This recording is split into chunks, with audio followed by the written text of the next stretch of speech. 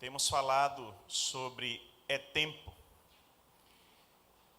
baseado no livro de Eclesiastes, e temos passeado nos capítulos.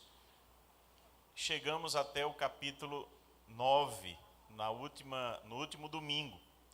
Hoje vamos passear um pouco pelo capítulo 10 e introduzir já o capítulo 11, mas não vai dar tempo de concluir.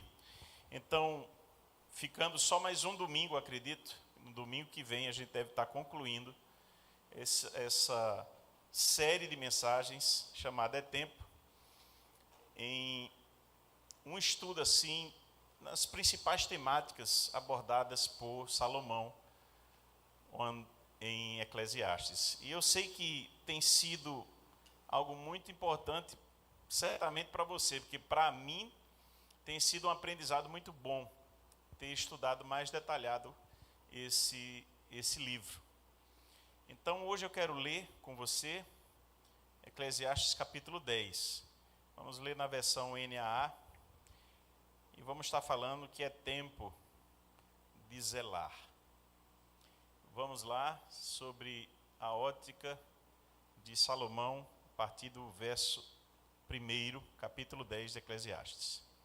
Diz assim a palavra do Senhor: assim como a mosca morta faz o óleo do perfumador exalar mau cheiro, assim também uma pequena tolice pode ter mais peso do que a sabedoria e a honra. O coração do sábio se inclina para o bem, mas o coração do tolo se inclina para o mal.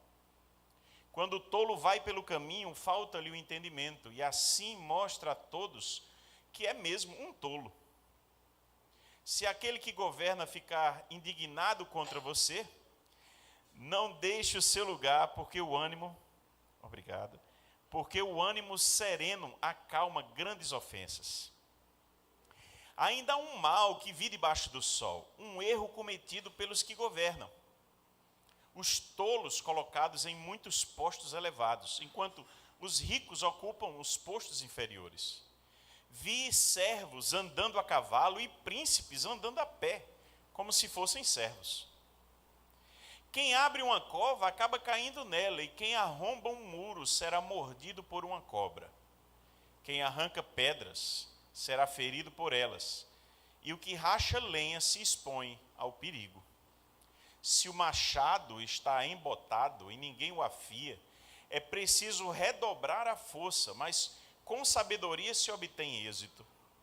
Se a cobra morder antes de estar encantada, de nada adianta o trabalho do encantador. As palavras do sábio lhe trazem favor, mas o tolo é destruído pelo que diz. As primeiras palavras da sua boca são tolice, e as últimas, loucura perversa. O tolo multiplica as palavras, mas o ser humano não sabe o que vai acontecer. Quem poderá lhe dizer o que será depois dele? O trabalho do tolo o fatiga, pois nem sabe ir à cidade. Ai de você, ó terra, cujo rei é criança, e cujos príncipes se banqueteiam já de manhã.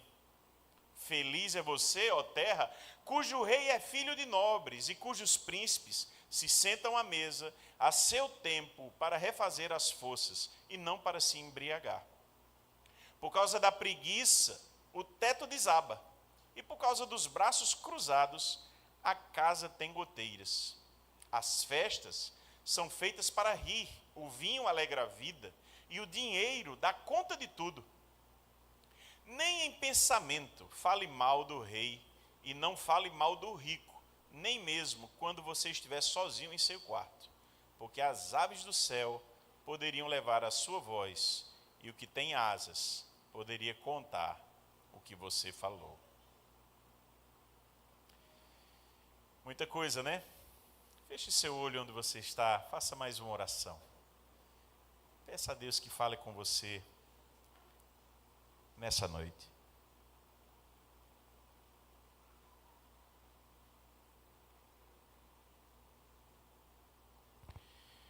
Deus, que a Tua palavra possa reverberar em nós. De algum modo, Senhor, o Senhor ministra ao nosso coração aquilo que lhe apraz. Em nome de Jesus. Amém.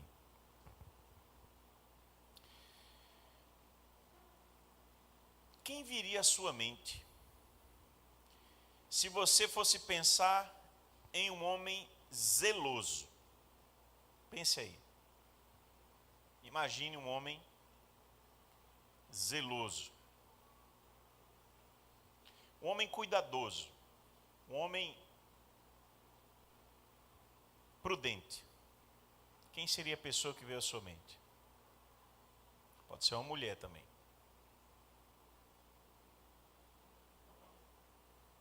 Pensou? Quem não pensou em si mesmo? Levante a mão. A maioria de nós, ou talvez a totalidade. Isso é muito interessante, né? Nós procuramos a característica do prudente, do zeloso, de alguém cuidadoso, em outras pessoas. Hora nenhuma disse a você que você não poderia se incluir nisso. Mas você não pensou em você, pelo menos a maioria não. Eu também não. Quando eu pensei, eu saí procurando e eu me lembrei, por exemplo, de Jó. Jó, o texto diz, Jó capítulo 1, diz assim: havia um homem na terra de Uz, cujo nome era Jó. Este homem era íntegro e reto, temia a Deus e se desviava do mal. Olha que descrição. Um homem zeloso, cuidadoso. Um homem prudente, se desviava do mal. Um homem reto, íntegro. Puxa, quantos queriam ser como Jó? Para você ter ideia, ele tinha 10 filhos, né? 7 homens e 3 mulheres. E o verso 5 diz assim, olha: quando se encerrava um ciclo de banquetes que os filhos se reuniam, né? Jó chamava os seus filhos e os santificava. Olha o zelo de Jó. Levantava-se de madrugada e oferecia holocaustos, segundo o número de todos eles. Pois Jó pensava assim: talvez os meus filhos tenham pecado e blasfemado contra Deus em seu coração. E Jó fazia isso continuamente. Puxa vida. Você entendeu o que você acabou de ler ali também no texto? Um homem zeloso.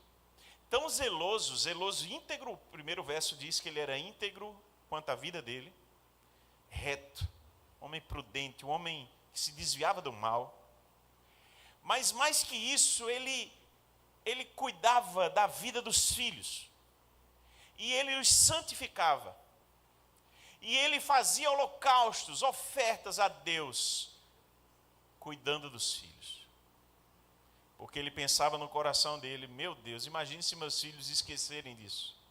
Pode ser que eles tenham pecado. Eu vou fazer isso por eles. Um homem zeloso. Sabe, gente, quando eu penso no mundo hoje, o quanto as pessoas que nós convivemos estão distantes de ter zelo de não pecar, por exemplo, de não cometer erros. O quanto as pessoas hoje se interessam de fato de se desviar do mal, de não se associar com nada do mal, de não viver uma vida que desagrade a Deus. Eu fico temeroso que a gente tenha muita dificuldade de encontrar pessoas que realmente têm o zelo diário no coração, como Jó tinha. Como era que fazia continuamente isso aqui, como o texto que nós lemos. Quando eu penso em Salomão, ele fala muito sobre a sabedoria, o sábio, e fala sobre o tolo, cometendo tolices. Alguém que por falta de zelo, por falta de senso, por falta de tantas coisas, faz tolices, fala tolices, se associa ao mal. Tolo é o que a Bíblia chama. Ou sobre aqueles que Salomão fala que são pessoas que procuram acertar e agradar a Deus e ter zelo pelas coisas de Deus, se desviar do mal. O sábio ou os sábios. Tenho 3 coisas para a gente pensar sobre o zelo, porque é tempo de zelar.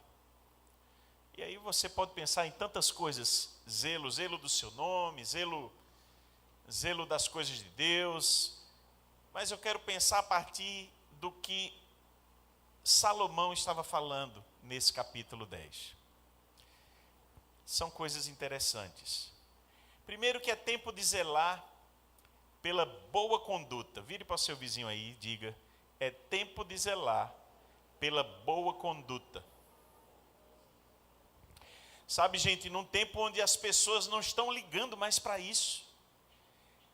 E eu dizia ontem à noite para os jovens que hoje no mundo se faz coisas que há 30 anos, 40 anos atrás, era vergonhoso de se falar. Hoje se faz à luz do dia, na maior naturalidade. É verdade ou mentira? Verdade. Coisas que alguns anos atrás, algumas décadas atrás, as pessoas jamais imaginariam que passaria numa TV, por exemplo. Passa durante o dia. Falta zelo pela conduta, pela boa conduta. Hoje a gente tem um país onde você já admite um político roubar. Isso não é não estou falando de estou falando de uma maneira figurada. Um político, né? Qualquer um deles, a pegar uma parte do que não é dele, porque está fazendo algo pelo povo. Isso já tem um tempo que, nesse imaginário comum aí, é bem aceito. Surgiu aquela frase de dizer: esse rouba, mas pelo menos faz alguma coisa. Não é isso? Quem já ouviu isso? Eu ia perguntar quem já disse isso, mas ficou melhor quem já ouviu. Pelo amor de Deus, no mundo onde está faltando zelo pela boa conduta, gente. E aí Salomão começa a mostrar em alguns exemplos. E ele vai dizendo: olha, o mundo está invertido. Salomão está falando aqui, a primeira parte, o verso 1, ele diz: olha, assim, ou o cuidado dele, assim como a mosca morta faz o óleo do perfumador exalar mau cheiro, assim também uma pequena tolice pode ter mais peso do que a sabedoria e a honra. E aí você vai lembrar essa ilustração dele. Uma mosca caiu, olha, se cai na sopa, você já não toma mais a sopa, né? Pode ser que algum nojento ainda queira tomar. Mas normalmente o cara vai afastar a sopa com uma peninha, ou então vai ter aquele que vai dizer: regra dos 3 segundos, tira rápido. Já ouviu isso, né? Tem gente sorrindo aí.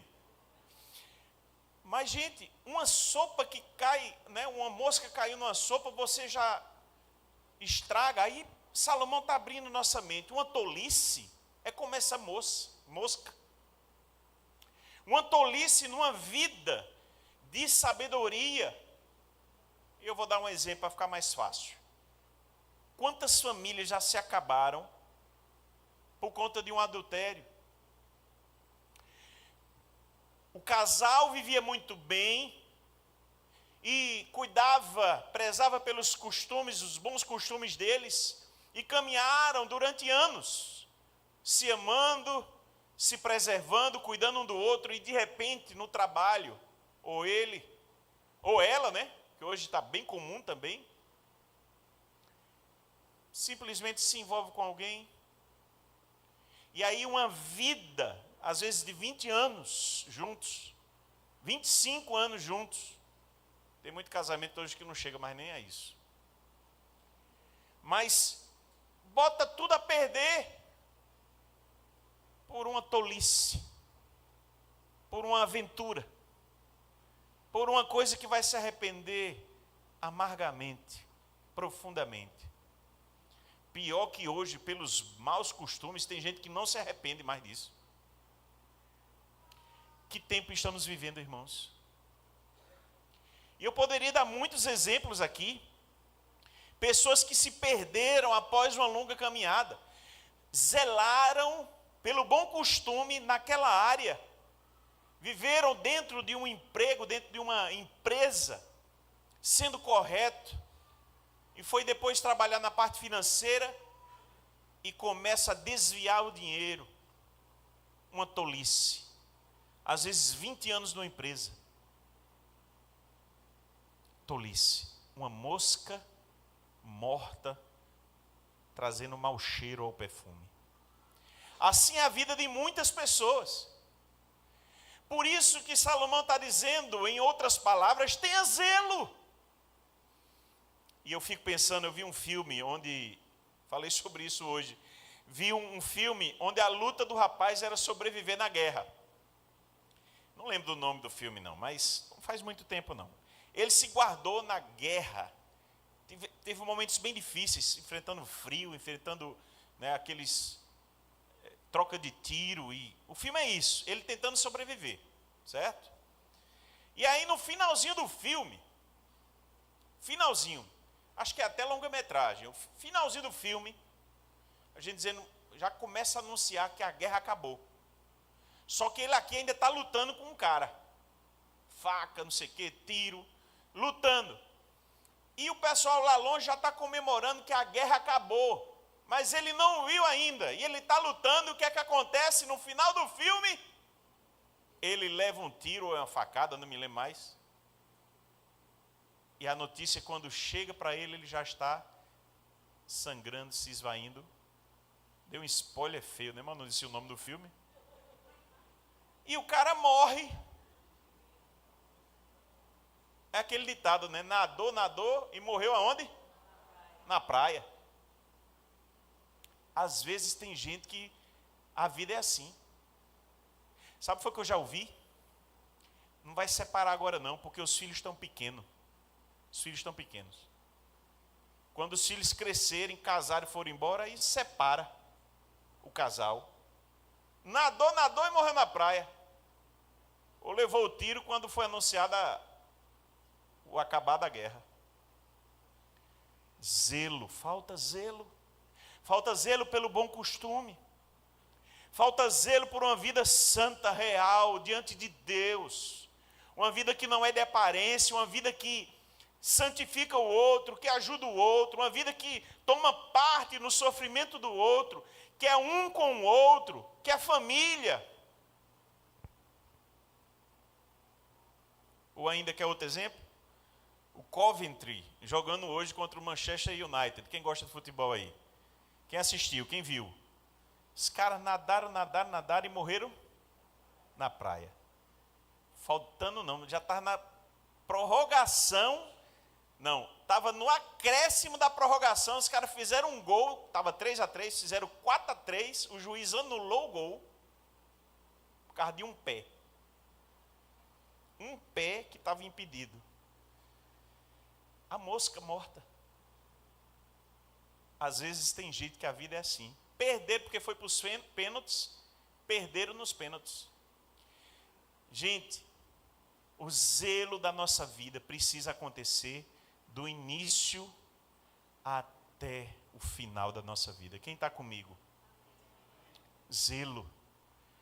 Não é por nós simplesmente, não é pelo nosso cônjuge simplesmente, não é pela família simplesmente, é diante de Deus. Salomão está dizendo, é tolice você viver uma vida com sabedoria e depois no final você relaxar. Você simplesmente achar que não precisa mais ter o nível de santidade, de relacionamento com Deus que você teria. É a mosca morta. Sua vida vai feder no final. E aí, eu me lembro do Salmo 119, verso 9, também para os jovens. De que maneira poderá o jovem guardar puro o seu caminho? O salmista responde, observando segundo a tua palavra, De todo o coração te busquei. Não deixes que eu me desvie dos teus mandamentos. Guardo a tua palavra no meu coração para o que, gente? Não pecar contra ti. Bendito és tu, Senhor. Ensina-me os teus decretos. Essa é a oração que nós precisamos fazer, gente. Senhor, me ajuda a guardar a tua palavra no meu coração, para eu não pecar contra ti. Tu és bendito, Senhor, me ensina uma vida de zelo. E Salomão continua. E ele fala no verso 2, o coração do sábio se inclina para o bem, mas o coração do tolo se inclina para o mal. Ele está falando que os tolos estão aí. E ele continua no verso 3, quando o tolo vai pelo caminho, falta-lhe o entendimento. E assim mostra a todos que é mesmo um tolo. Você já conviveu com alguém que você pensa que ela podia agir diferente, aquela pessoa, mas não tem jeito. Ela vai fazer uma tolice. E você fala e ela diz assim, eu sou assim mesmo. E o pior que é mesmo. Vai fazer tolice. Se associa ao mal. Se inclina para o mal. Muita gente escolhendo o mal hoje. Zele, olhe para mim, zele em se associar ao bem, em não se associar a nada mal. Sabe aquela coisa, isso está cheirando a enrascada. Cara, não vou por aí. Proposta que não está muito clara, que não está muito, sabe, isso não está muito alinhado com Deus, você está vendo, e você entra nisso.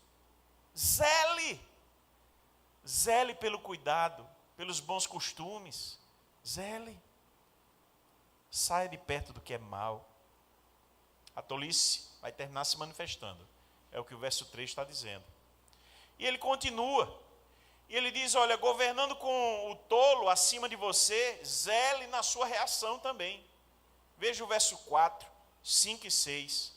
Ele diz, ó, se aquele que governa ficar indignado contra você, não deixe o seu lugar, porque o ânimo sereno acalma grandes ofensas. Pode ser que o tolo, um chefe tolo, acima de você, faça uma tolice. Não seja igual a ele. Tenha serenidade, para você não reagir com uma tolice também.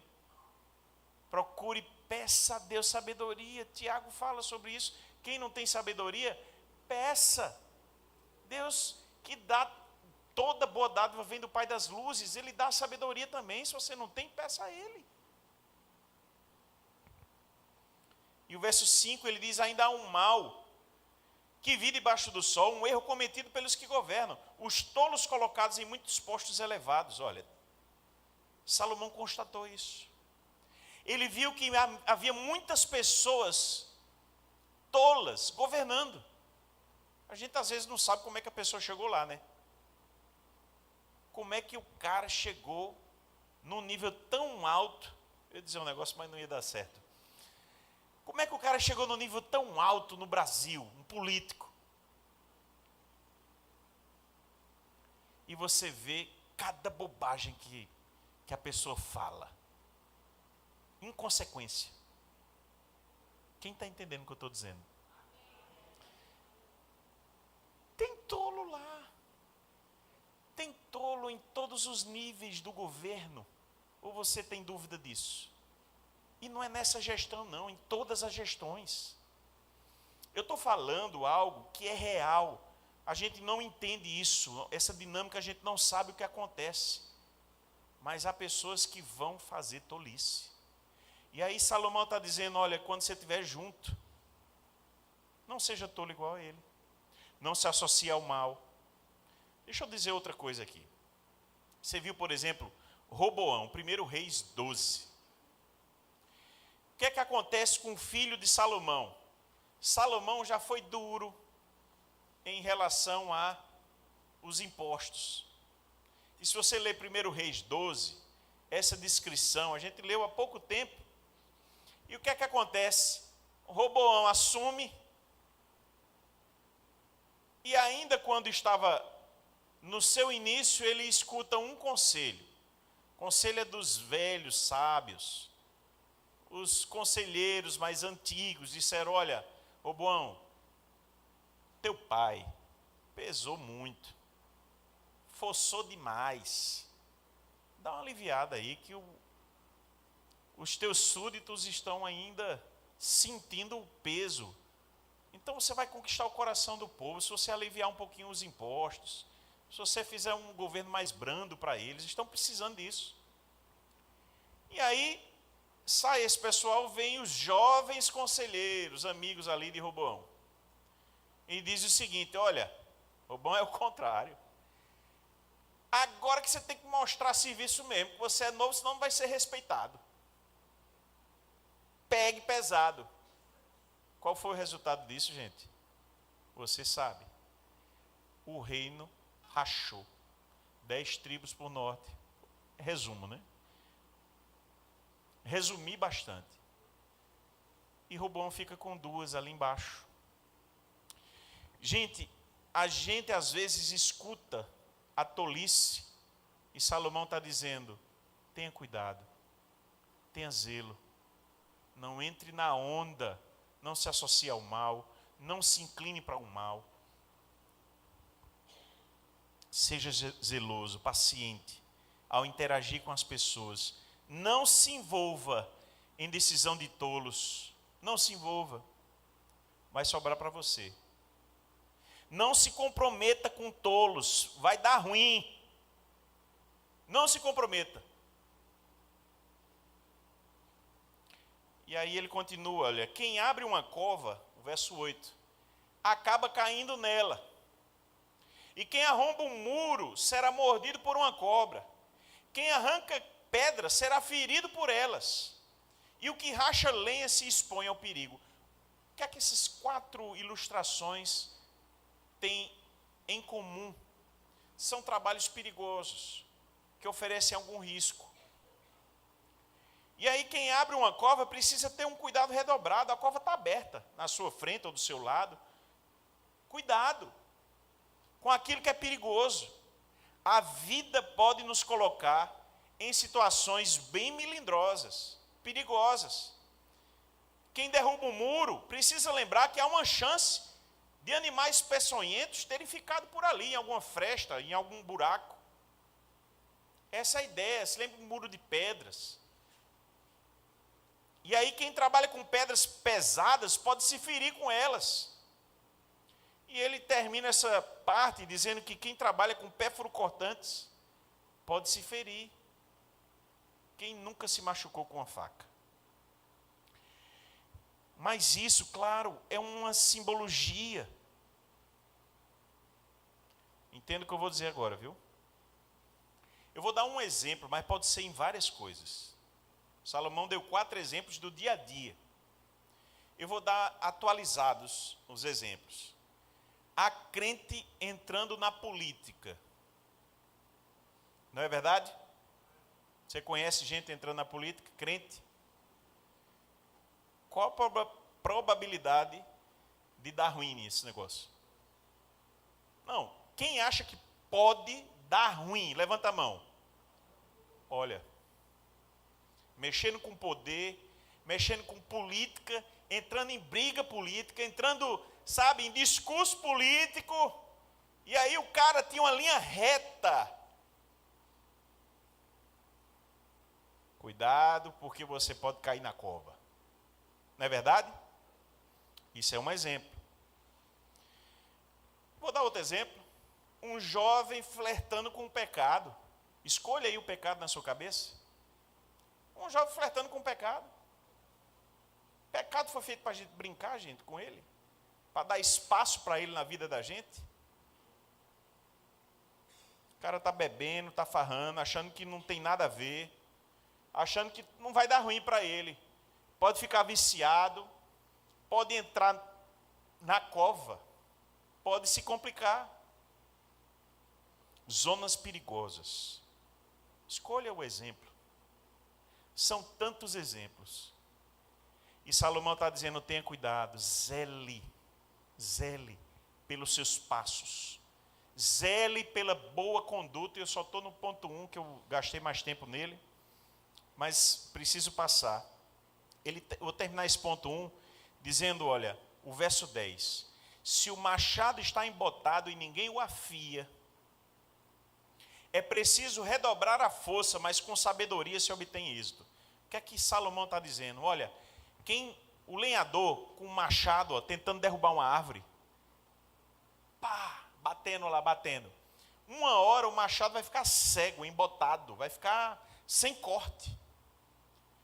E se ele continuar, ele vai fazer muita força e não vai ter êxito naquilo. Ele só vai ter êxito com sabedoria. Ele parando, analisando. Ih, rapaz, esse machado perdeu o corte. E o exemplo aqui é para a nossa vida. Quando a gente está acertando, quando a gente está caminhando, e chega um momento que você tem que parar e fazer uma análise fria da sua vida. Eu estou caminhando certo? Eu estou indo certo? Ou será que eu cansei? Será que eu já estou fazendo a coisa com desleixo? Será que eu já não estou mais com aquele gás que eu tinha porque eu cansei? Tire férias. Põe ajudantes. Sabe o que é isso? Analisar o machado e afiar o machado. Para você continuar, você precisa parar. Não é sábio, é tolice. Isso está dentro da boa conduta, é tolice. Você continuar fazendo as coisas achando que você não tem interferência. É o que Salomão está nos fazendo pensar. Avalie sua vida. Zelar pelo que se tem feito e avaliar se precisa de correção, se precisa de ajuste. Isso não é tolice. Isso é sabedoria. Saber a hora de parar, tirar férias, descansar para afiar o machado, reafinar as ideias e recomeçar. Descansar e recomeçar com o machado afiado. Então, primeiro, gente, zele pelas boas condutas, pela boa conduta. A segunda coisa, e serei mais breve, zele pelas boas palavras. Salomão já falou sobre isso. E aqui ele faz, as palavras do sábio, verso 12, lhe trazem favor, mas o tolo é destruído pelo que diz. E aí vem um trabalho interessante. Avalie friamente como tem sido sua vida com as palavras. Faça essa avaliação agora. Como é que tem sido quando você abre sua boca? Você gosta do que você vê na sua história?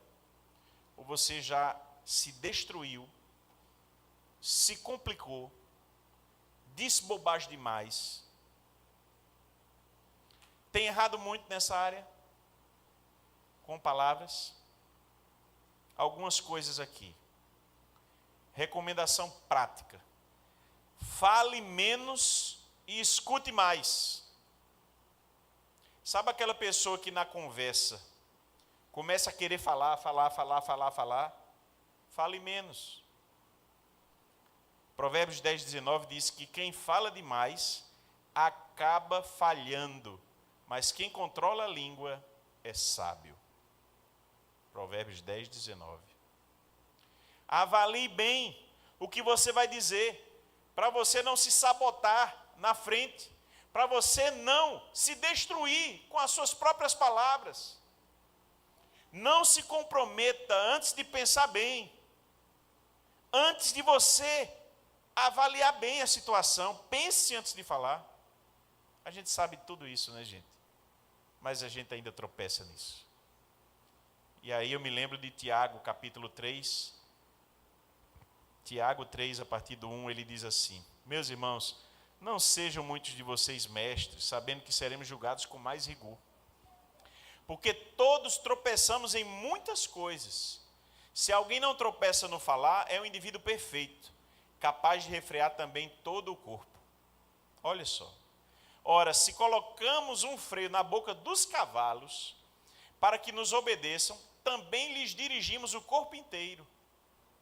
Observem igualmente os navios que, sendo tão grandes e impelidos por fortes ventos, são dirigidos por um pequeníssimo leme e levados para onde o piloto quer.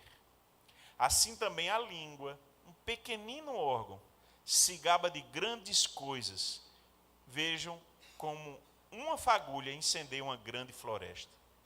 Ora, a língua é um fogo, é um mundo de maldade. A língua está situada entre os membros do nosso corpo e contamina o corpo inteiro.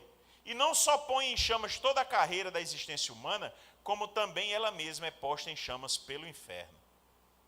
Toda espécie de animais, de aves, de répteis, de seres marinhos se doma e tem sido domada pelo gênero humano. Mas a língua, ninguém é capaz de domar. É mal incontido, cheio de veneno mortal. Meu Deus. Percebe a gravidade disso? Qual o conselho bíblico, irmãos? Fale menos. Quem está entendendo o que eu estou dizendo? Fale menos. Escute mais. Põe isso em prática. Zele pelas palavras. Quando você fala menos, algumas coisas vão acontecer. Uma delas é você falhar menos. A outra delas é você ter mais tempo de pensar o que você vai falar. E a outra delas é que vão valorizar mais quando você falar. Já viu aquela pessoa que fala? Daqui a pouco diz, não, é fulano, vai falar de novo, meu Deus. Não. Quando você valoriza suas palavras, você vai ser mais respeitado quando falar. Porque vai falar mais certo, vai falar com mais... eles vão ter mais vontade de ouvir. Sabe, gente, zele pelas boas palavras. E por fim, irmãos, é tempo de zelar pelos bons investimentos e pelo desapego. Olha, Eclesiastes 11 agora. Vamos ver o verso 1, Eclesiastes 11, verso 1. Lance o seu pão sobre as águas, porque depois de muitos dias você o achará. Reparta com 7 e até mesmo com 8, porque você não sabe que mal sobrevirá à terra. Se as nuvens estão cheias, derramam chuva sobre a terra. Se uma árvore cair para o sul ou para o norte, no lugar em que caía, aí ficará. Quem somente observa o vento nunca semeará, e o que olha para as nuvens nunca fará a colheita. Assim como você não conhece o caminho do vento, nem sabe como se formam os ossos no ventre da mulher grávida, assim também não entende as obras de Deus, que faz todas as coisas. Semeie a sua semente de manhã, e à tarde não fique de braços cruzados, porque você não sabe qual irá prosperar, se esta, se aquela, ou se ambas serão igualmente boas. Doce é a luz, e agradável aos olhos é ver o sol. Mesmo que alguém viva muitos anos, deve alegrar-se em todos eles, contudo, deve lembrar-se de que há dias de trevas, que serão muitos, e que tudo o que virá é vaidade. Salomão aqui está nos trazendo muitas possibilidades de pensar. Uma delas é sobre lançar o pão sobre as águas. Isso já foi interpretado pelo menos de 3 maneiras. As mais aceitas, uma é a questão do desapego. É entender que em dar, quando eu abro o meu coração para lançar o meu pão, ou seja, o dinheiro que eu ganhei, o meu esforço, o meu trabalho, eu lanço o pão sobre as águas, eu estou abrindo mão de ter o pão para mim, para eu dar de algum modo aquele pão, ser generoso. Essa é uma maneira de interpretar esse texto. E outra maneira é o que Warren Wiersbe disse, que ele pensa um pouco diferente. Ele diz que esse texto traz a ideia de colocar cereais em barcos e conduzi-los a um mercado externo para vender e multiplicar. Porque Salomão fazia isso e a cada 3 anos os barcos voltavam. Ele lançava cereais, lançava coisas dentro de um barco e mandava-se para outros países, outros lugares ser negociado, mercado. E é interessante isso porque tanto uma ideia como outra também é desapego.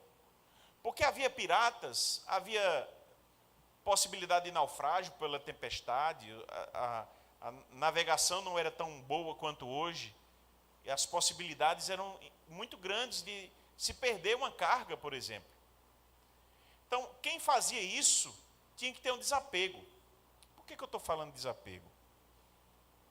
Olha, eu conversava dias atrás sobre como minha cabeça mudou quando eu fui morar fora do Brasil. Como minha cabeça mudou. Tenta entrar comigo agora, dentro do meu contexto. Eu não podia levar muita coisa, porque a gente ia atravessar para outro lugar.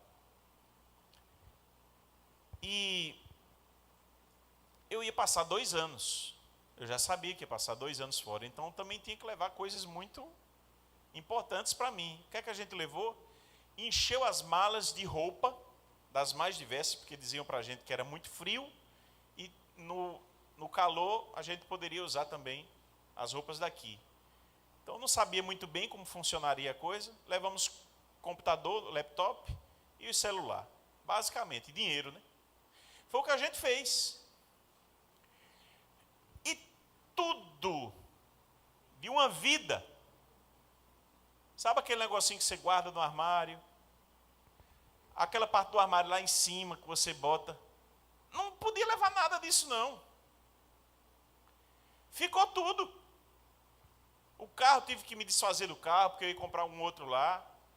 Então a gente começa a se desfazer de algumas coisas, dá muita coisa. E vai embora para outro país. Detalhe, eu tinha que montar uma estrutura, uma vida lá. E você começa então, vai alugar um lugar. Você tem que ter um armário depois para botar as coisas. Você tem que ter uma mesa, uma cozinha.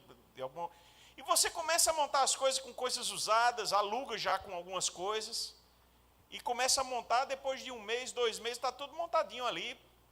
Bom ou mal, mas está montado, funcionando para poder você viver. Está comigo? Deixa eu dizer uma coisa para vocês. Depois de alguns meses, a gente estava tão bem instalado. E eu olhava assim e dizia, gente, é outra vida aqui, né? Onde a gente vivendo. E as coisas da gente, tudo aqui no Brasil. Olha, aquilo mexeu tanto com minha cabeça. A gente viu até que as roupas que a gente levou, nem precisava ter levado aquilo tudo. Quem ia visitar a gente mandava de volta já uma parte. Tu pode levar essa mala para a gente? Leva. A gente não precisa de muita coisa para viver, não, gente. Minha mãe é expert em organizar um apartamento, pode chamar. Ela vai jogar fora metade das coisas do seu apartamento. Desapego. Investir nas coisas certas. Investir em relacionamentos. Investir no que vale a pena. Sabe? Na família. Na relação com Deus. Meu Deus, a gente se prende a tanta besteira. Aí Deus te chama para tu mudar de país. É bom ter um carro novo? É bom, se eu puder ter, eu vou ter. Hoje não estou podendo, mas se puder ter, eu vou ter. É bom morar numa casa super legal? É, mas não se apega a essas coisas. Está me entendendo? Desapego. Quando você chegar hoje em casa, abra o seu guarda-roupa. Eu tenho certeza do que eu estou lhe dizendo. Se você pegar metade, eu não sei quanto você tem. Se você pegar metade das coisas que você tem no guarda-roupa e der, você ainda vai ter sobra na sua vida. É verdade ou não? E porque a gente tem. Eu tenho também, muita coisa ainda. Às vezes é o tempo de você parar, por isso que tem uma coisa em Israel interessante. Na Páscoa, a semana da Páscoa, é uma semana que eles desovam muita coisa. Eles pegam e abrem a casa e jogam, dão, entregam muita coisa. É uma semana de limpeza, de tirar e dar coisas para os outros, quem está precisando. Desapego, gente, investir no que vale a pena. Salomão está aqui dizendo, sabe, lança teu pão, lança essas coisas, um dia volta para você, investe no que vale a pena, pega o teu suor, o teu pão, o suor, a coisa sabe o que você tem, e lança nas aventuras que valem a pena. Para que acumular tanto? Desapego. Ao mesmo tempo que você investe nos relacionamentos, você se desapega. E aí Salomão diz, olha, assim como você não conhece o caminho do vento, nem sabe, verso 5, nem sabe como é que é a mulher grávida lá dentro da barriga, o que é que está acontecendo. Hoje tem ainda, a gente já sabe até algumas coisas, né, daqui, na época não tinha ultrassom, né? Assim também não entende as obras de Deus, que faz todas as coisas. Sabe o que é que Salomão diz? Semeie a sua semente em vários lugares. Você não sabe o que é que vai dar certo. Um homem precavido. E o melhor semeado que a gente pode fazer, a melhor, plantação, é em cima de relacionamentos. Seja generoso. Seja alguém que olha no olho das pessoas, que conversa. Qual é o seu nível de desapego? Quero terminar, gente, perguntando isso. O quanto você está preso às coisas, sabe? O quanto você tem investido, zelado por isso, investir certo. Seu tempo, seu dinheiro, sua energia, investido no reino de Deus, investido nas coisas que valem a pena. Zele, e aqui as 3 coisas, zele pela boa conduta, não seja um tolo. Zele pelas palavras que saem da sua boca, porque a gente vai prestar conta de todas elas. Aprenda a ouvir mais, aprenda a valorizar o que sai da sua vida, da sua boca. E zele pelo investimento certo. Invista no que é certo, não em coisas, não em, no que vai se perder, no que você nem carregaria para outro lugar, e morar em outro lugar. Tá, tudo bem, pode ser que você viva em João Pessoa o resto da sua vida, não tem problema nenhum. Ainda assim, é para você não se apegar a nada disso. Zele pelo bom investimento e trabalhe o desapego em você. É o que Salomão está nos ensinando aqui, e que Deus nos ajude e nos abençoe. Amém?